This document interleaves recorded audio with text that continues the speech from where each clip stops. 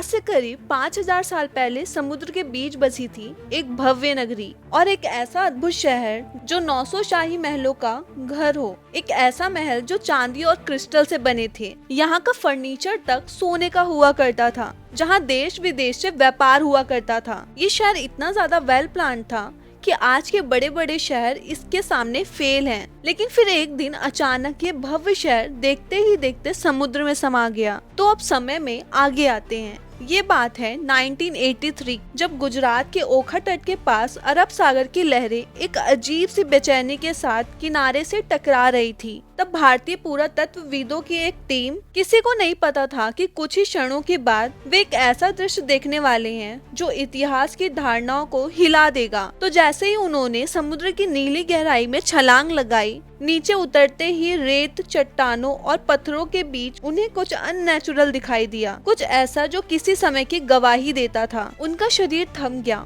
उनकी सांसें रुक गई और आंखों के सामने जो दृश्य था, तब उस समय ये सवाल आया, क्या ये वही नगरी है जिसका जिक्र हजारों साल पुरानी किताबों में हुआ है? क्या सचमुच समुद्र की गहराइयों में एक पूरा शहर दफन है? और उनके सामने जो दृश्य था उसको देखकर वो दंग रह गए। बड़ी बड़ी चट्टानें, ऊंची ऊंची दीवारें जिनमें भव्य कारीगरी की गई थी, मानो पानी के अंदर एक पूरा शहर बसा हो। ये कुछ नहीं बल्कि ये श्री कृष्ण की डूबी हुई नगरी द्वारका है। द्वारका यानी द्वारों की नगरी, city of abundance, city of happiness, जहाँ कृष्ण थे, यादवों की राजधानी। धरती पे उतरा स्वर्ग का अंश थी, फिर एक दिन समुद्र से निगल गया एक श्राप की वजह से। ऐसा श्राप जो हमारे लिए वार्निंग है। आज द्वारका में जितनी गहरी डुबकी लगाते हैं उतने ही गहरे राज बाहर निकल के आते हैं। फिर वो ऐसी मुद्राएं हो सकती हैं और ऐसे 3 मुखों वाले जानवर हैं जो एलियन जैसे दिखाई देते हैं। द्वारका में कई सारे राज छुपे हैं जो आज हम डिस्कस करेंगे। और अगर आपको इस टाइप की वीडियो देखना पसंद है तो कमेंट में एक बार हरे कृष्णा जरूर लिखिए, क्योंकि ये कहानी देश विदेश में बैठे सारे इंडियंस तक पहुंच सके। तो चलिए इतिहास के पन्ने पलटते हैं और देखते हैं द्वारका का जन्म कैसे हुआ। तो कंस का वध करने के बाद श्री कृष्ण की कहानी खत्म नहीं हुई और मथुरा अभी भी दुश्मनों से घिरा हुआ था। उन्हीं में से था कंस का ससुर राजा जराधर, जो बार बार मथुरा पर आक्रमण करता था अपने परिवार और अपने प्रजा को सुरक्षित रखने के लिए। श्री कृष्ण समुद्र के पास आए और उन्होंने ठीक वहाँ पर एक नया शहर बसाया, जिसे हम आज देखते हैं सिंगापुर जैसे, जिसके पास लैंड की कमी है। यानी समुद्र के पानी पर एक नया लैंड बनाते हैं, जो श्री कृष्ण ने कुछ ऐसा ही किया था। तब श्री कृष्ण ने समुद्र देव से कुछ जमीन मांगी और समुद्र देव ने उन्हें जमीन दे भी दी। लेकिन श्री कृष्ण इस जमीन के मालिक नहीं थे, उन्होंने बस ये जमीन समुद्र देव से उधार ली थी। यहाँ पर इस नई नगरी का डिजाइन